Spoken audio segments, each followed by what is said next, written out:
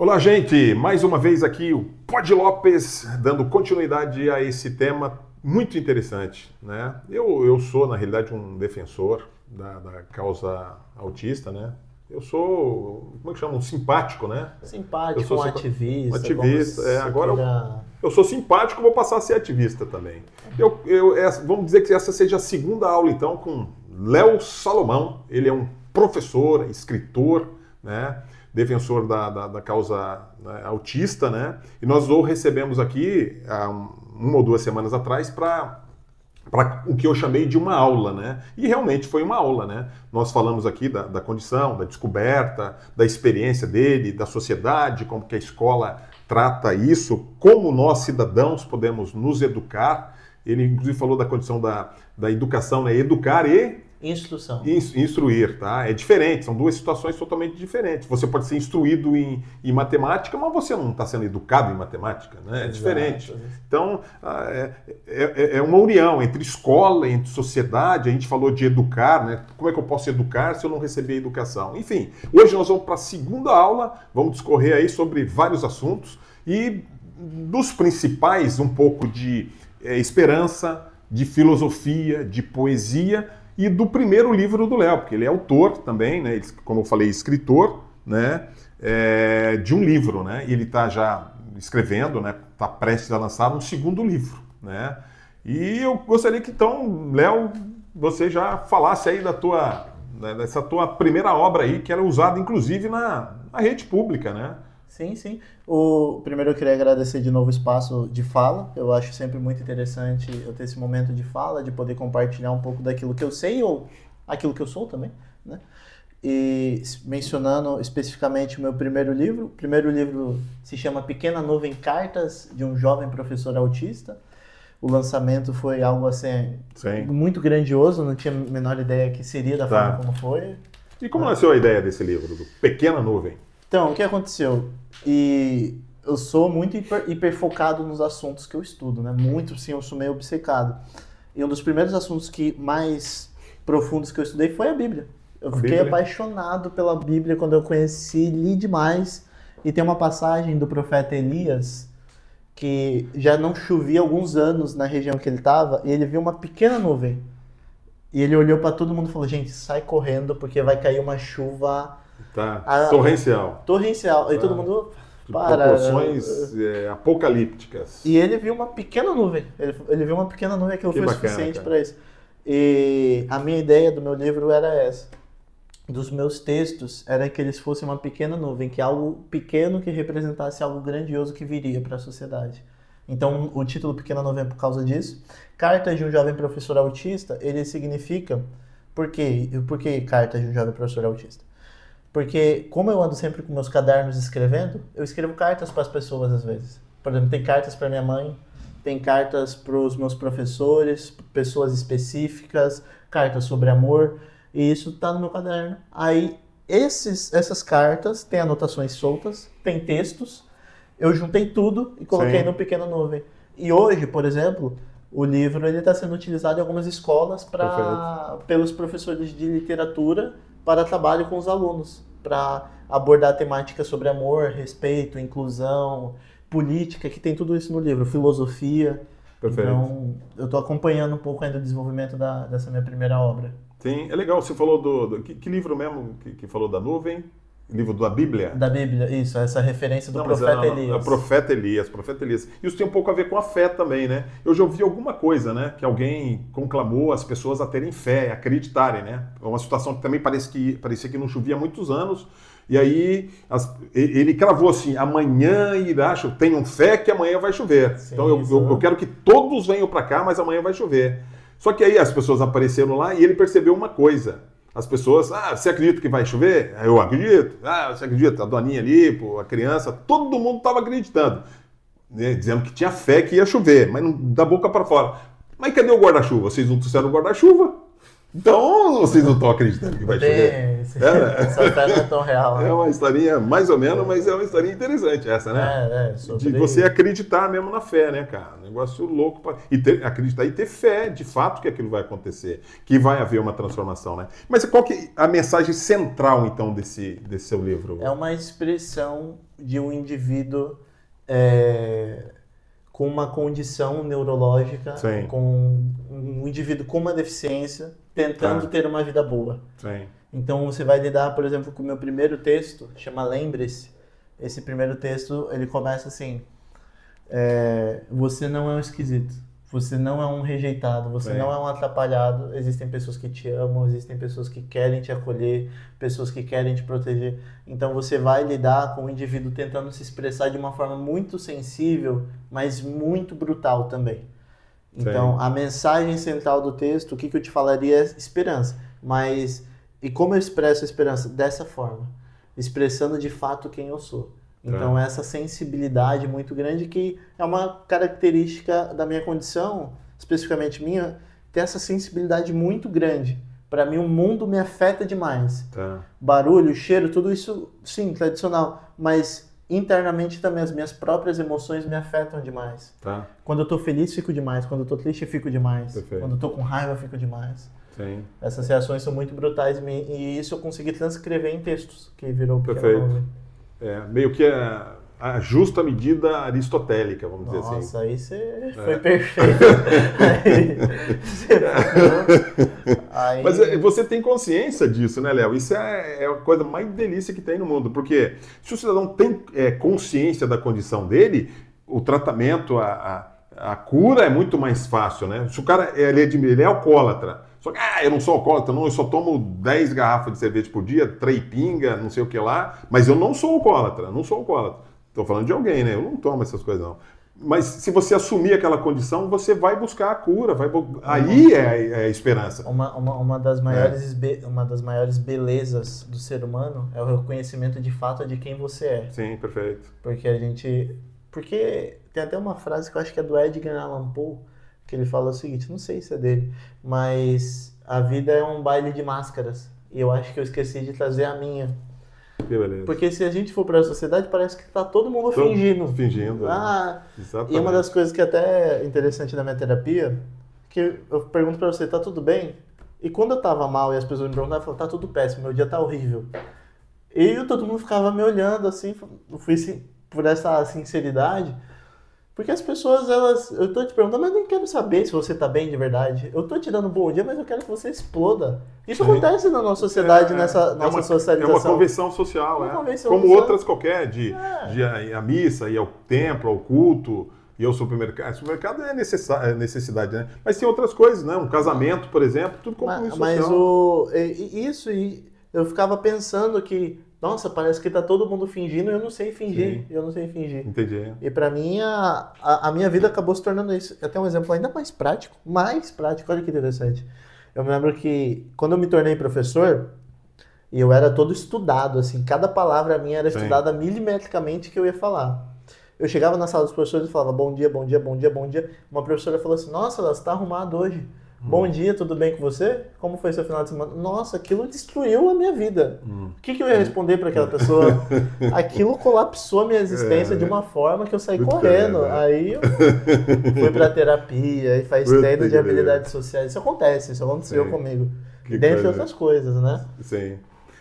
Você chegou a falar de projeto de rede afetiva de inclusão. O que é isso, Léo? Projeto de rede afetiva de inclusão é o meu estudo pessoal que eu fiz sobre ações políticas para benefício na qualidade de vida de pessoas com deficiência. Sim. A grosso modo falando, eu escrevi 94 ações que órgãos públicos poderiam fazer para melhorar o benefício da vida de pessoas com deficiência. E todas de baixo custo. Ou seja, todas dá para fazer. Sim. É tudo manejo de gestão pública. E tudo foi baseado em dados, estudos, uma estrutura funcional de aplicação, de validação, tudo isso. Sim. Então essa rede afetiva de inclusão é a minha tentativa de, através do poder público, ter uma inclusão de fato dentro da sociedade e mesmo essa inclusão sendo de fato e funcional, a gente não abandonando o afeto, que é uma rede afetiva de inclusão. Porque nós falamos de afeto e de esperança, né? Exatamente. Para a gente poder dar uma resumida nisso no final. Afeto e esperança, né? O que você, Léo, 22 anos, autista, professor, escritor, espera da vida? Qual é a sua esperança do mundo e da tua vida, por exemplo? Olha, é uma excelente pergunta, porque isso mudou nos últimos tempos para mim. Porque antes os meus grandes sonhos era ter uma casa amarela. Eu queria ter uma casa amarela, me casar, ter um filho. Essa era, por um tempo, assim, era isso, e me tornar o melhor educador que eu poderia ser. A minha vida era essa. Mas hoje a minha vida mudou muito violentamente, principalmente no ano de 2025. No ano de 2025 eu só tenho agora 2 objetivos, que é levar esperança para a sociedade e ajudar pessoas que de alguma forma se identifiquem comigo. Esses são meus 2 únicos objetivos e eu pretendo dedicar o restante da minha vida para tentar concretizar isso, ou pelo menos chegar o mais perto possível. São apenas meus 2 únicos objetivos. E é o que eu tento fazer. Por exemplo, se eu estou dando aula, eu vou tentar utilizar as minhas aulas para tentar chegar nesse objetivo. Se eu estou dando palestra, esse objetivo. Se eu estou pintando quadro, é para esse objetivo. Se eu vou fazer um concerto de piano, é para esse objetivo. Se eu vou escrever mais livros, é sempre para esse objetivo. Para tentar levar mais esperança para a sociedade, esperança no meu conceito de esperança, que é esse, criar um lugar onde ninguém precisa se esforçar para ser reconhecido. Para ser reconhecido, perfeitamente. Entendeu? Esses são meus objetivos, o que eu espero da vida, da minha futura vida. Eu, sinceramente, Léo, espero que você tenha êxito nessa tua expectativa, nessa tua missão, que eu acho que é uma missão. Todos os seres humanos estão aqui por causa de uma missão. Volte e meia, recorrentemente, eu falo que eu não sei exatamente o que eu estou fazendo aqui, mas eu tenho a obrigação de buscar dar sentido à minha vida, né? E sentido à minha vida não é prosperidade financeira, por exemplo, nunca foi, isso é bobagem, a gente vai acabar, vai ficar tudo aí, né? Então, se a gente for um agente transformador de outras vidas, de outras pessoas, e que a gente possa ser transformado também, né? É transformar e ser transformado, né? É uma troca, né? Exatamente. Nós somos seres individuais, as experiências que nós vamos ter são nossas, né? Tanto que eu já aboli, eu acho que eu sou o primeiro a abolir essa palavra, como que chama? Empatia da vida, do mundo. Não existe empatia. Eu nunca vou conseguir me colocar no teu lugar, Léo. Eu posso ter compaixão, entender, ser solidário à sua causa, mas eu não vivo a tua vida, eu não vivo as suas dificuldades, eu não sofro os preconceitos que você sofre, eu não sinto a dor que o cara que está lá no hospital está sentindo, eu não sinto a dor que o cara está preso lá sentindo. Então, isso tudo é balela. Então, realmente eu espero que a sociedade consiga entender isso. E nós temos uma responsabilidade enquanto seres individuais aqui, que nós temos pessoas próximas da gente. Então, essa transformação ela tem que começar no nosso meio, né? Mas como exemplo sempre, como teu professor, você citou o teu professor na primeira aula, no primeiro programa que a gente teve, né? Que o teu professor te enxergou. A partir do momento que ele enxergou você se transformou. E se esse professor não tivesse transformado você? Eu não quero ser exagerado, não. De repente, poderia atrapalhar tudo, cara. Estragar tudo. A minha depressão ia ser o definidor da minha vida, possivelmente. Ia ser o definidor da sua vida, cara. O que aconteceria dependeria de como seria agravada a minha depressão. Então, eu concordo com você, e eu acho que é isso, e um pensamento que você expressou tem muito a ver com o estoicismo. O estoicismo acredita que cada um tem um daimon interior, tem um... Sim. Como se você tem alguma coisa aí que você tem que colocar no mundo. Perfeito. Mas cada um tem uma coisa, por exemplo, se é ensinar, ensina, que ele quer escrever, escreve, perfeito. Cada um tem o daimon interior. E o nosso trabalho é ir atrás desse daimon interior. Por exemplo, e os estoicos falavam em arete. O que é arete? Você ir atrás do seu daimon, por exemplo, o meu é levar a esperança, mas aí eu levo a esperança na máxima potência. Isso é arete. É um nível de excelência, não é que eu vou ser perfeito e irredutível, não. É eu conseguir ao máximo da minha potência. É o que eu estou tentando fazer agora. Estou tocando piano, estou tentando levar a esperança. Estou escrevendo livro, perfeito. Tentando levar a esperança. Estou dando Levar a esperança. Então, esse é o meu daimon interior. O meu girassol do meu jardim. Sabe? Aquele girassol bonito que fica no meio do jardim. É o meu girassol. Cada um tem um. Perfeitamente. E acho que o segredo um pouquinho da vida é a gente cuidar muito bem do girassol e chegar no momento de poder mostrar ele para as pessoas. Que bacana. Eu me admiti estoico também, eu entrei sozinho aí, não sei lá, 2, 3 programas atrás. Mas vamos falar sobre isso, né? Em uma outra oportunidade, mas vamos falar um pouco, a gente já falou de esperança, poesia, como foi a esperança e poesia como filosofia de vida, né? Você fala de esperança como um lugar e não um sentimento. Eu não entendo muito bem isso, Léo. Esperança como um lugar e não um sentimento. É que a esperança, ela é um conceito, na minha opinião, tanto quanto subjetivo, mas a ideia de esperança, para mim, é o seguinte: existem lugares de esperança. Por exemplo, uma escola pode ser um lugar de esperança, mas uma pessoa pode ser um lugar de esperança. Perfeito. E eu falo lugar de esperança é gerador de esperança. A escola ela tem esperança lá e ela gera esperança. Eu tenho esperança e eu gero esperança. Então, essa é a ideia de esperança para mim. Caramba. Entendeu? Você pode estar criando um conceito filosófico aí, cara. Daqui a pouco, daqui uns 100 anos, mais ou menos, isso, né? Virar estudo técnico. Isso, perfeitamente. Mas filosófico, com base filosófica mesmo, cara. Perfeito isso, cara. Porque o professor foi a sua esperança, cara. Ele foi exatamente Eu não vou esquecer desse professor nunca mais na minha vida. Ele tá vivo ainda ou não? Tá. Também você só tem 22 anos. Não, se ele morreu também, pelo amor de Deus. 40 anos, né? Deve ter uns 40. Tô te falando. 40, o professor é uma criança ainda. Eu vou falar pra você, cara. É um professor excepcional. Sim. Mas até você falou de poesia como filosofia de vida.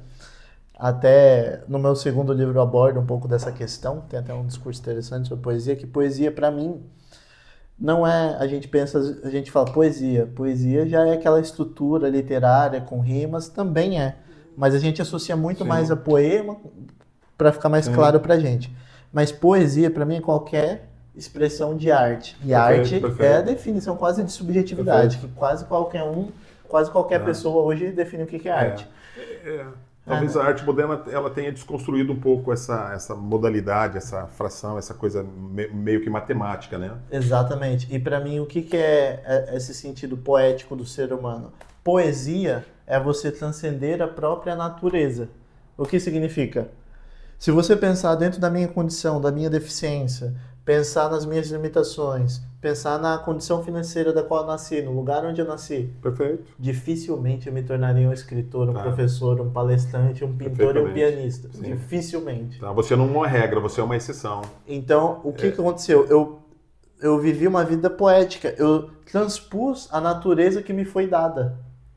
E eu não estou falando no sentido motor, não estou falando nesse sentido, eu estou falando no sentido de mentalidade, no sentido cultural da vida.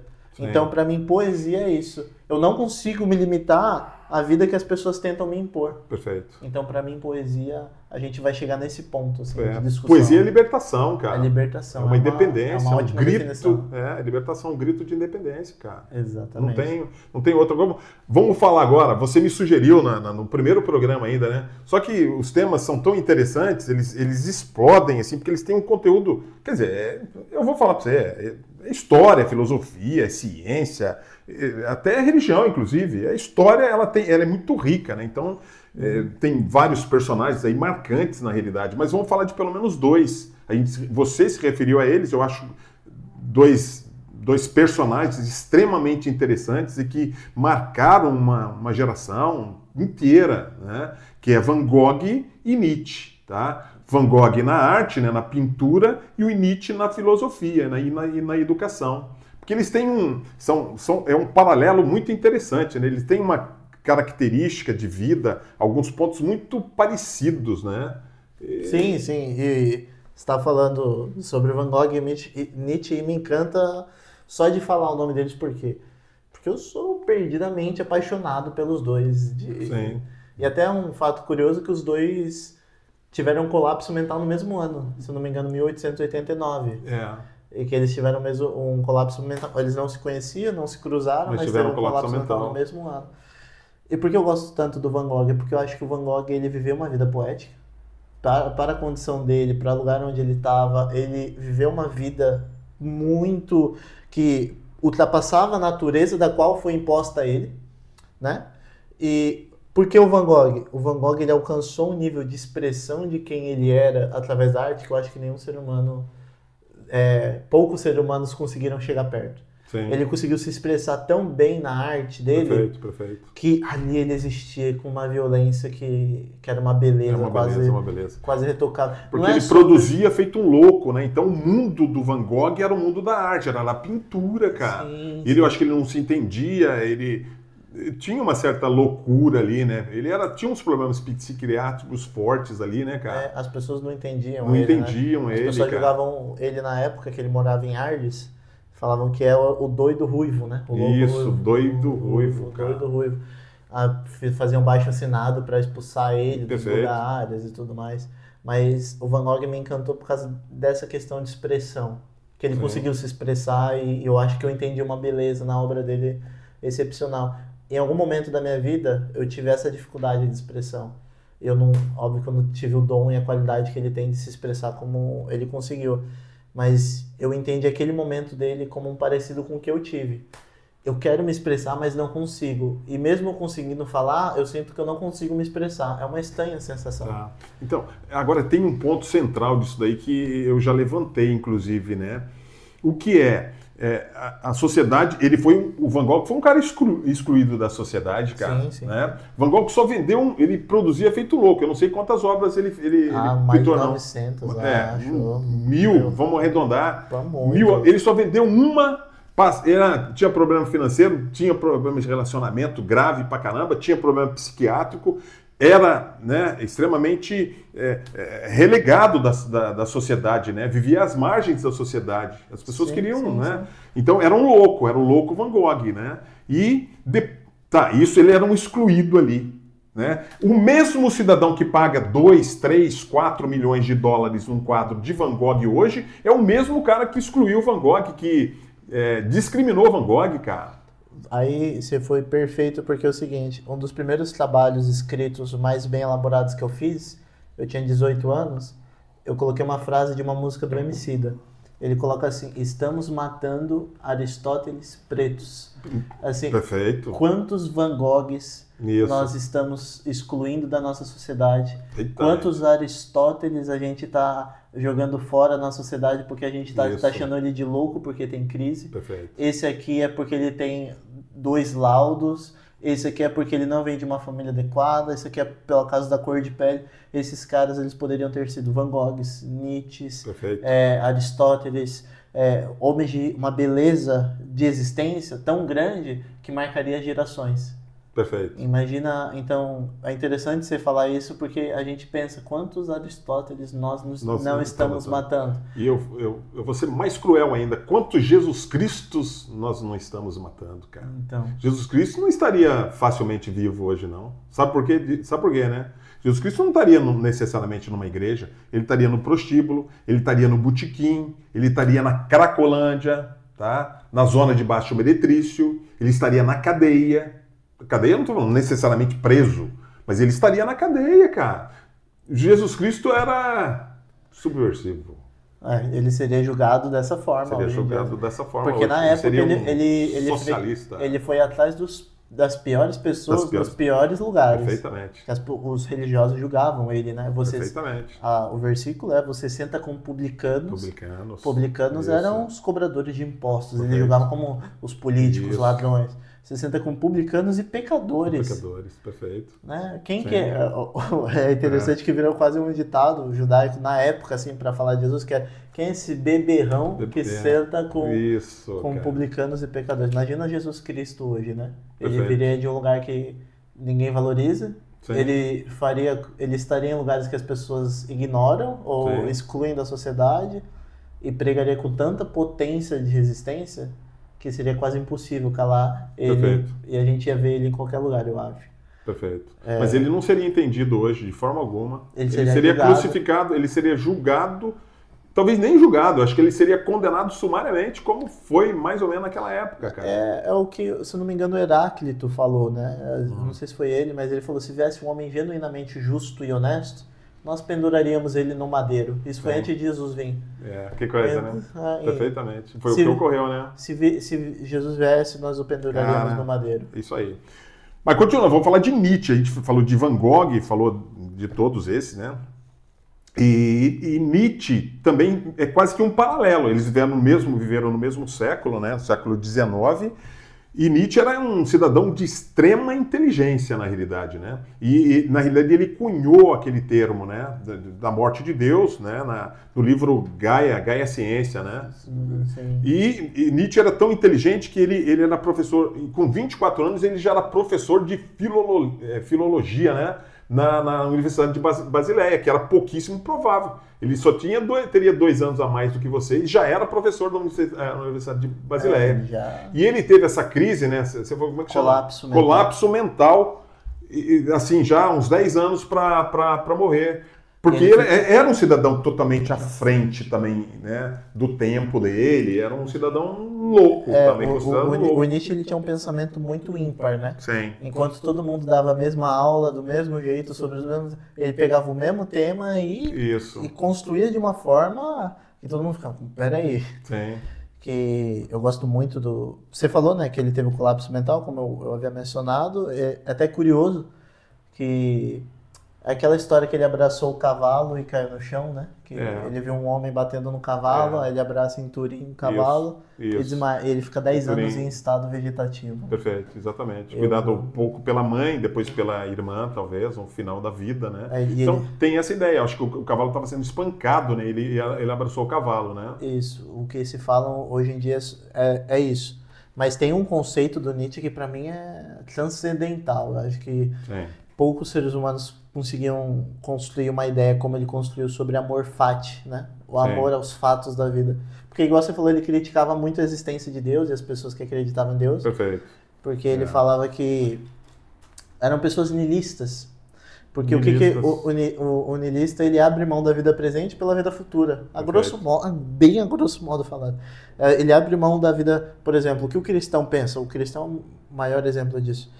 O cristão, não importa se eu estou bem ou mal hoje, se eu estou doente, o que importa é que no reino dos céus eu vou ter um tesouro inigualável. Isso, exato. Então você começa a abrir mão da vida presente por causa da vida futura. E Nietzsche criticava isso de forma muito enfática, muito enfática. Ele fala, você está abrindo mão, você tem que viver o agora. Por isso que ele fala amor fati, amor aos fatos da vida. Por isso que ele fala que Deus é o eterno saciador, porque as pessoas ficam saciando Deus na eternidade. É sempre depois. A vida só fica boa amanhã. A vida só fica boa quando eu tenho o carro do ano, o celular do ano.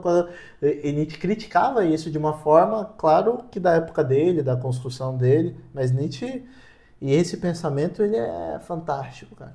Porque é a contraposição do amor erótico. Que o amor erótico é aquele amor pelo desejo. E você só deseja aquilo que não possui. Quando você possui aquilo que deseja, você para de amar. Seu objeto de desejo vira outro. Né? O Jung, ele fala um pouco disso, que o objeto de desejo ele tem que ser inaconsável, né? Inacessível. Porque quando você acessa o seu objeto de desejo, acabou. Mas é uma ideia de Schopenhauer, ele também falou que a vida é feita de desejos e conquistas. Você tem o desejo de ter um carro novo, conquistou o carro novo, agora eu tenho o desejo de ter um barco, agora eu tenho o desejo de ter um avião. A ânsia de ter e o tédio de possuir. A felicidade, isso, a ânsia de ter e o tédio de possuir. Schopenhauer fala isso. Schopenhauer exatamente, é bem dentro dessa linha de pensamento, né, que você vai discutindo. De possuir e o tédio de conquistar.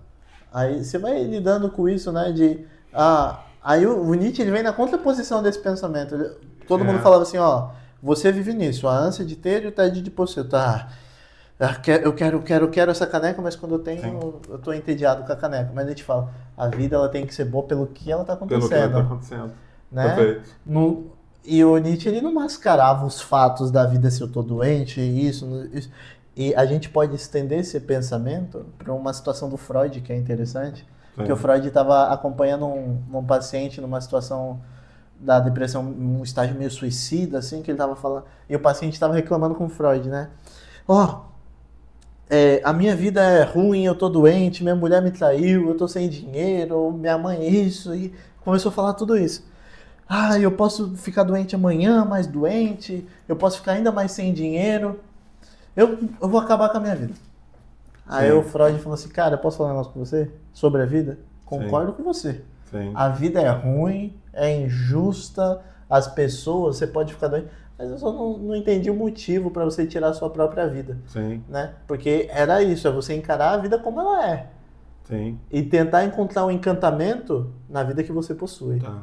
E é legal esse pensamento, né, quando a gente discute um pouco sobre isso. Não, fantástico, fantástico. Porque sem entrar nessas, são questões absolutamente filosóficas, né? Cada filósofo tem a sua corrente, sua linha, o seu tempo, né? Porque tanto Nietzsche quanto Van Gogh, eles vieram pós, né, iluminismo, né? Iluminismo veio que a era da luz, né? Dar a luz. Então, meio que deixou a religião de lado, né? Deus de lado, no sentido filosófico mesmo, e deu-se à luz a razão e a ciência, né? Então, eles são meio que produtos desse momento, desse tempo, né? E Nietzsche ele veio nesse momento mesmo, mas ele foi um pouco da contrapartida. Sim. Porque ele criticava esse racionalismo radical. Ele julgava que esse racionalismo nasceu em Sócrates. Sim. E até Nietzsche fala que Sócrates é feio por causa disso. Sim, perfeito. Porque ele fica tentando racionalizar demais a vida, e esse excesso de racionalização faz você querer entender tudo demais ao ponto de você perder o encantamento pela vida que possui. Perfeito. Entendeu? E é legal essa contrapartida do Nietzsche nessa perspectiva. Perfeito. Veio a esse reboque, mas com esse contraponto. Isso é fantástico. É fantástico, né? E para você, meio que dentro dessa linha quase que filosófica mesmo, né? Quais foram os desafios, né? E conquistas, né? Até aqui na sua vida, na vida do Léo Salomão. Eu falo, cara, eu já falei no outro programa aqui, na outra aula. Cara, você tem 22 anos, cara. Eu vou falar pra você. O que de história cabe em 22 anos, Léo? Ajuda eu. Me ajuda eu a mim mesmo. Não deu nem tempo de eu fazer o que eu faço. Né?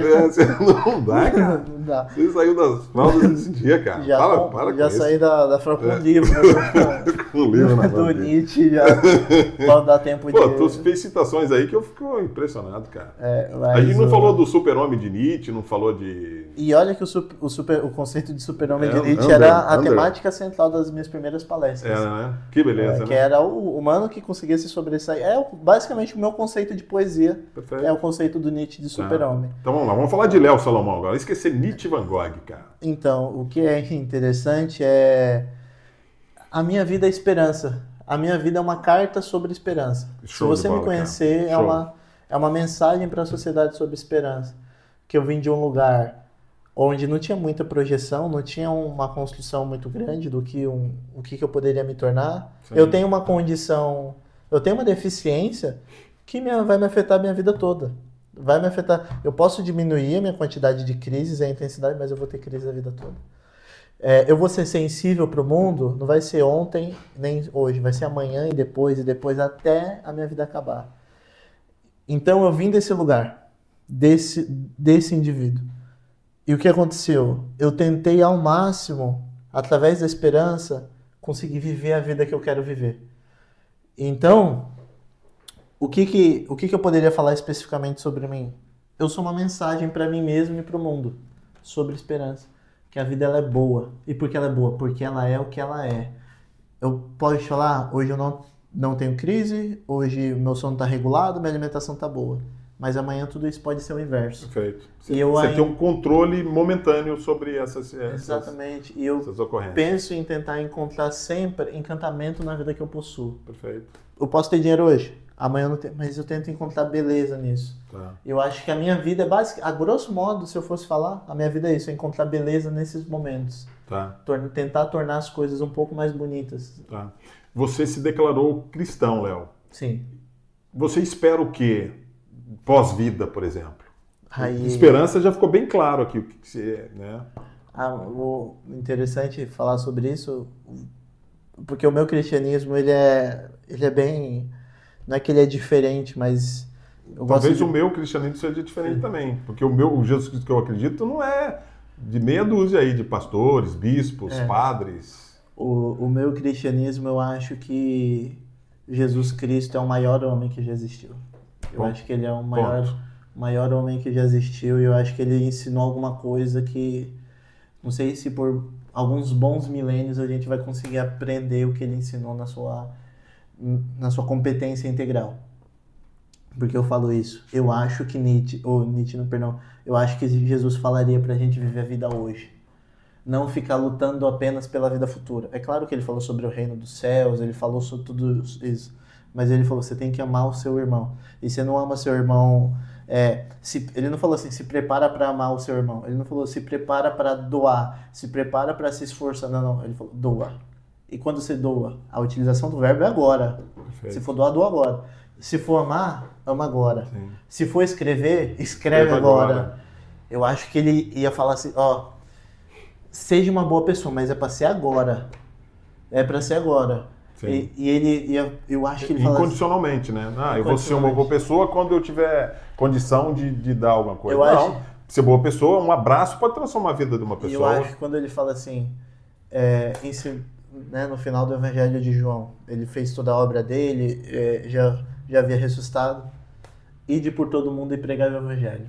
Ele não falou assim, reúne aqui vocês 11 aqui e começa a discutir o que eu ensinei.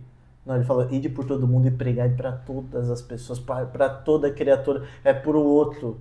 Sim. Não é sobre você, é sobre o outro. Porque a graça na vida tá você em dar esse girassol que tá no seu peito para outra pessoa. Sim. Isso é a graça da vida, isso é a beleza da vida. Perfeito. Aí ele fala, o importante não é receber, é dar. Sim. O importante não é ser grande, é ser pequeno. O importante não é ser o primeiro, perfeito. É ser o último. Ser o último, perfeito. Eu acho que Jesus ele inverteu todos os valores da sociedade e deixou a vida tão bonita. E eu acho que esse é o meu cristianismo. O meu cristianismo é esses ensinamentos de Jesus, da gente tentando viver essa vida. Eu penso, a minha mente é muito visual. As pessoas falam, nossa, você aprende tanto. E eu tenho até uma curiosa dificuldade de leitura. Para mim é difícil ler, eu tenho que me esforçar muito, riscar, ler, reler. Eu sou muito visual. Eu acho que se Jesus fosse ensinar alguma coisa hoje em dia, ele ia falar, todo mundo tem um girassol no peito. Mas tá todo mundo parece que escondendo o girassol, ou aqueles que mostraram o girassol não estão dando para outras pessoas. Eu acho que você tem que tirar o seu girassol e dar para as outras pessoas. Eu penso o cristianismo dessa forma. Sim. Não sei se fui claro. Sim, eu não tenho dúvida. Você é cristão, eu penso da mesma forma. Há correntes que acham que Jesus Cristo foi um mito, que ele não existiu, mas a figura de Jesus Cristo ela é extremamente importante na minha vida. Eu sou um cristão, eu posso me considerar dessa forma. Eu questiono a forma com que as pessoas lidam com a ideia do cristianismo, né? Elas usam Jesus Cristo para matarem, roubarem, traírem e se lucubretarem de alguma coisa, né? Então está muito deturpado isso. Então é uma crítica social e está tudo certo também. A gente acredita num julgamento superior, aí, supremo, posterior, e está tudo certo. Mas também, mesmo não acreditando, acho que está tudo certo também. É sobre o outro, como você falou, né? Então nós temos que ser fraternos, independente de qualquer outra coisa, né? E é a fraternidade. Eu acho que a ideia central de Jesus Cristo é a fraternidade. Eu acho que é a maior delas. É o amor ao próximo, a fraternidade. E é até legal você falar a palavra amor, porque na época os gregos tinham alguns termos para explicar o que era o amor. Sim. Tinha o amor do desejo, o amor familiar e tudo mais. E Jesus, amor fraternal, amor... E Jesus falava de um amor, que era o amor ágape. Sim. E o que é o amor ágape? O amor ágape é um amor que não dá para retribuir. Porque assim, se você fizer uma coisa boa, eu vou te amar de um jeito. Se você fizer coisa ruim, eu vou te amar do mesmo jeito. E Jesus fala, peraí, como eu vou amar um cara que um dia me abraça, o outro dia me xinga? Um cara que me beija, mas ele me trai. Como eu vou amar esse cara? Jesus amou o Judas, né? E Jesus sabia que ia ser traído. E deixou Judas. Ele poderia jogar uns 14 anjos e mandar... Extirpado Judas da face da terra. Ele poderia ter feito isso. Poderia, claro. Mas... Então, isso é que é mais fantástico. Eu acho que é essa mensagem assim, do amor ágape. Sim. E eu coloco isso na vida prática. Na vida prática, no cotidiano. Quando eu me tornei professor com 18 anos. E já estava dando aula em escola com 18 anos. E era um fenômeno, né? Porque, nossa, um professor com deficiência e dava palestra. Eu já era professor e já dava palestra com 18 anos. E todo mundo ficava... E todo mundo me adorava. Achava bonitinho, achava legalzinho, postava mensagem no Instagram. Mas o que aconteceu? Um dia, aquelas mesmas pessoas que me viram e me vangloriavam, me adoravam, viram eu tendo crise. O que essas pessoas fizeram? Nada. Me ignoraram como se eu fosse poeira no chão. Eu tendo crise, me desviaram de mim assim, não. Sim. Eu não queria associar, né, a essa ajuda, vou lá, vou ajudar. Não. O Leonardo Salomão... Essa condição afastou as pessoas. O Leonardo Salomão ele é interessante quando ele está dando aula. Isso, o Leonardo Salomão quando ele está em visibilidade. Isso. Mas olha quando ele está fragilizado, quando eu preciso ajudar o... Ele não... o Leonardo Salomão, para mim, não interessa. Mas olha que interessante. E nesse meio tempo, eu acabei dando palestra numa escola que eu conheci uma professora. E essa professora, ela... Nossa, Leonardo, você é lindo, maravilhoso. Nossa, eu amo te... Ela falava isso pra mim. Eu amo te ouvir, eu te ouviria por horas e horas e horas. E eu acho que eu queria te ouvir mais ainda. Ela falava, né? E ela falou, um dia você vai trabalhar comigo. E eu fui trabalhar com aquela professora. E você me vê falando, mas é diferente de conviver comigo. Eu sou uma pessoa chata. Eu sou uma pessoa metódica. Eu sou uma pessoa que repete o mesmo assunto diversas vezes. Conviver com você não é fácil, não, né? Não deve ser nada fácil. Não é fácil. E quando ela trabalhou comigo, as pessoas tinham a mesma coisa. Nossa, o Leonardo é maravilhoso. Começaram a perceber que eu ficava triste, eu tinha crise de choro. As pessoas começaram a me rejeitar. Mas ela não.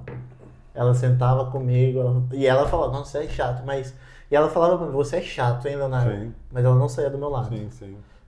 E o que aquela professora fez? Ela cuidou de mim lá, ela falava comigo, conversava comigo, era minha companhia. Ela foi o amor ágape. Porque quando eu tava bem, dando palestra, bonitinho, ela me amou de um jeito. Sim. Mas quando eu tava chato, insuportável, tendo crise, ela me amou do mesmo jeito. É quando você mais precisava do amor dela, né? Que é esse amor ágape. Exatamente. Eu acho que a primeira fase da minha vida foi sobre esperança. Eu acho que eu tô sentindo que a segunda fase é sobre amor. E eu acho que é esse tipo de amor. Sim. E a minha cabeça tá lutando para entender um pouco mais sobre isso. Eu vou fazer uma previsão futurística. Você será o próximo filósofo brasileiro, cara. Não sei se midiático como esse que tem. São bons também. Segundo Paulo Freire. Isso, mais Paulo Freire e menos esses nossos. Esses nossos são bons também, mas até eles acabam sendo um pouco contraditórios, né? Alguém me falou justamente de aquele que é careca assim. Ele faz propaganda do Bradesco, cara. Mas vamos entrar nessa questão numa futura discussão. Transformou a filosofia em algo comercial, né? Em algo comercial, cara. É uma pena isso, né, cara? É uma pena. Eu acho que a tua ideia não... A gente precisa sobreviver, precisa comer, precisa vestir, precisa dar de carro. A gente não pode ser um Diógenes da vida. Não sei se você conhece a história de Diógenes, que ele fala, não preciso de casa, não preciso de nada. Ele morava dentro de um barril, na Grécia. Aí ele só tinha uma caneca e uma lamparina.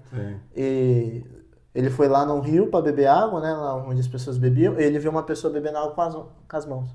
Ele falou assim, se ele tá bebendo água com as mãos, também já não precisa de caneca, já descartou a caneca. É claro que a gente precisa ser um Diógenes. Nem a caneca. Não, o Diógenes... Nem a caneca ele não quis. O Diógenes, ele tava um dia sentado na Grécia, ele já usava poucas roupas, né? Aí veio Alexandre o Grande. Alexandre o Grande era o cara do planeta Terra. Era o cara. Aí Alexandre o Grande falava que era fã do Diógenes. Aí ele chegou uma vez pro Diógenes, falou assim, Diógenes, eu sou seu fã. O que você quer do mundo todo? Pode me falar que eu te dou. Aí Diógenes estava olhando assim pra ele falou, eu quero o sol. Aí Alexandre assim, eu não consigo te dar o sol, posso te dar o que você quiser. Aí Diógenes falou, eu quero o sol. Aí Alexandre, eu não tô entendendo. Aí o Diógenes falou assim, animal, sai da frente do sol que eu quero pegar o sol agora. Então, a gente não precisa ser o Diógenes, é claro que a gente pode ter os nossos valores, mas é claro que a gente precisa de uma qualidade de vida também.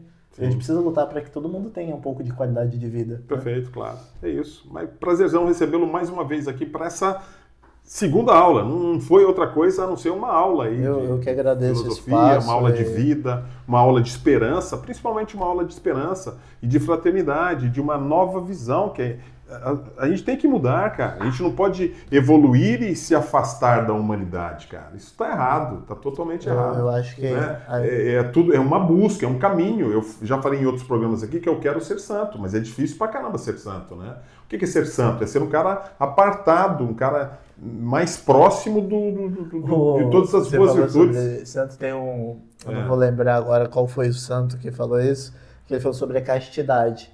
Ele falou assim, que Deus me dê a castidade, mas amanhã.